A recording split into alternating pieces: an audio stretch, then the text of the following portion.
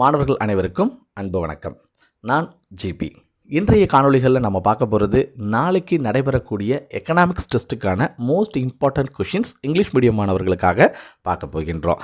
Already நம்ம தமிழ் வழி மாணவர்களுக்கான முக்கியமான கேள்விகளை பதிவேற்றம் செஞ்சுருக்கோம். ஸோ நீங்கள் அது என்ன பார்க்கல அப்படின்னா மேலே ஐகாலி டிஸ்கிரிப்ஷனில் லிங்க் கொடுக்குறேன். ஸோ தமிழ் மீடியம் மாணவர்கள் உடனடியாக அந்த காணொலியை போய் பார்த்துட்டு வந்துடுங்க.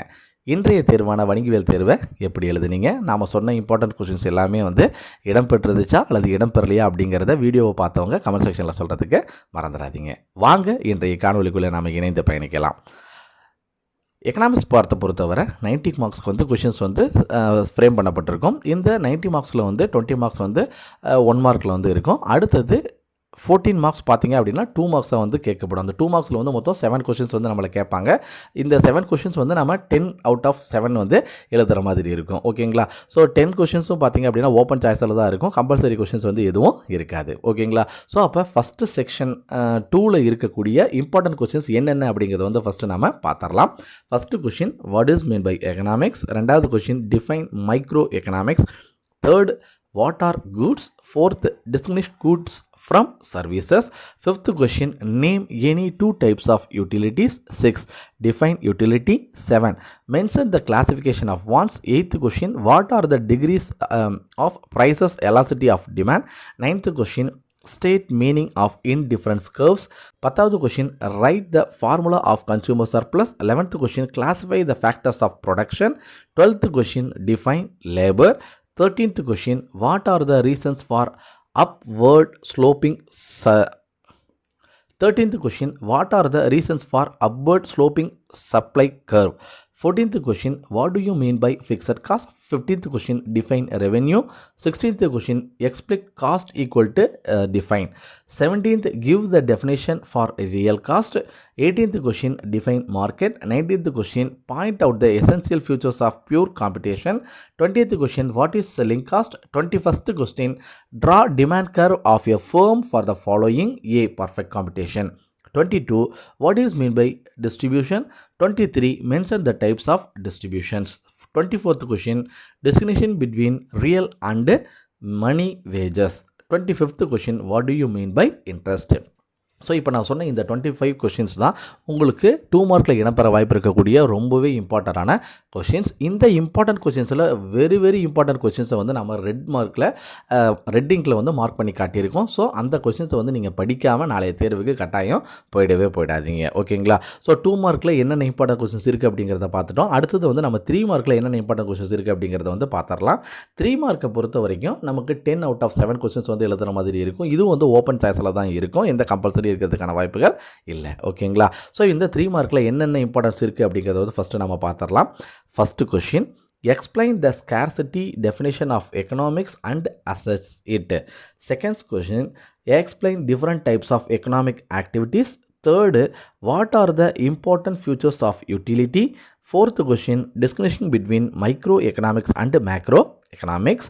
Fifth question describe the features of human wants. Seventh question mention the relationship between marginal utility and total utility. 8th question explain the concept of consumer's equilibrium with a diagram. 9th question explain the theory of consumer surplus. 10th questions what are the properties of indifference curves. 11th question briefly explain the concept of consumer equilibrium. 13th question what are the functions of entrepreneur. 14th question bring out the relationship among total average and marginal product. 15th question distinguishing between fixed cost and variable cost. 16th question state the differences between money cost and real cost.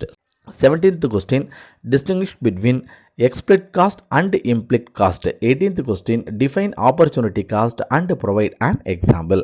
19th question state the relationship between AC and MC. 20th question write a short note on marginal revenue.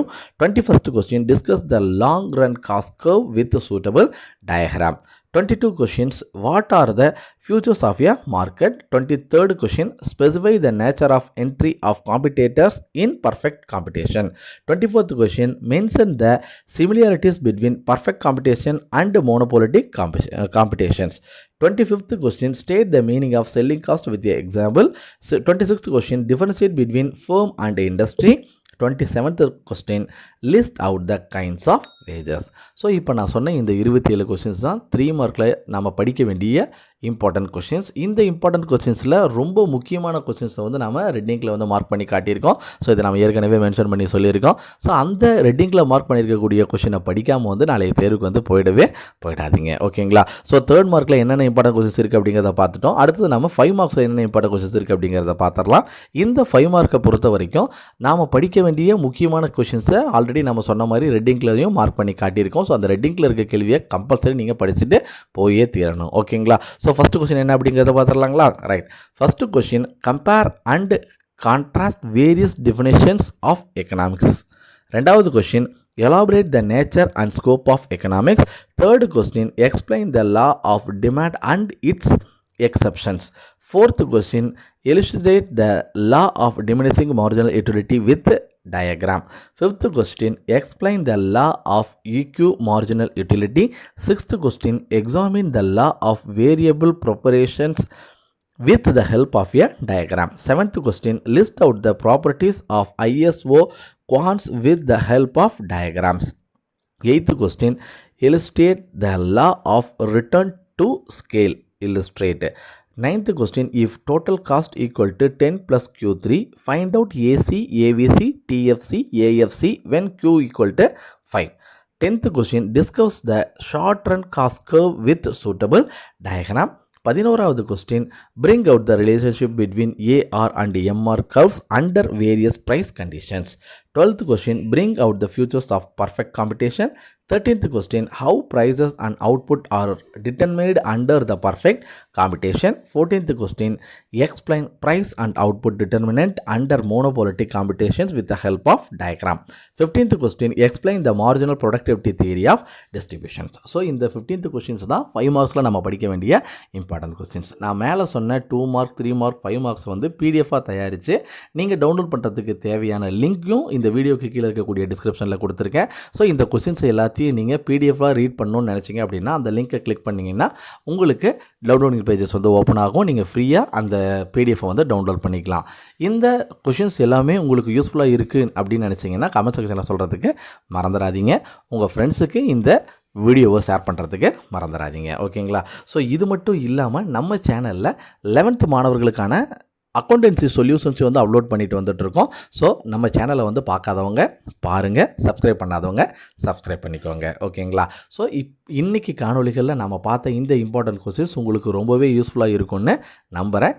இந்த videos யூஸ்ஃபுல்லாக இருக்கா இல்லையா அப்படிங்கிறதை நீங்கள் எப்பயும் comment செக்ஷனில் சொல்லுங்கள். உங்களுடைய கருத்துக்கள் எதுவாக இருந்தாலும் அதை நாங்கள் ஏற்றுக்கிறதுக்கு முற்படுறோம். ஓகேங்களா? ரைட். மெல்ல கற்கும் மாணவர், அதாவது ஸ்லோ லேர்னர்ஸை பொறுத்த வரைக்கும் இந்த இம்பார்ட்டன்ட் கொஸ்டின்ஸில் நான் சில கொஸ்டின்ஸ் வந்து ரெட்டிங்கில் மார்க் பண்ணியிருக்கேன்னு சொல்லியிருந்தேன் இல்லையா, அந்த கொஸ்டின்ஸ் எல்லாத்தையுமே வந்து அதிகமான இம்பார்ட்டன்ட் கொடுத்து படிங்க. ஸ்லோ லேர்னர்ஸ் நீங்கள் பாஸ் பண்ணணும்னு நினச்சிங்க அப்படின்னு புக் பேக்கில் இருக்கக்கூடிய எல்லா 1 மார்க்கையும் கடன்னு படித்து முடிச்சிடுங்க.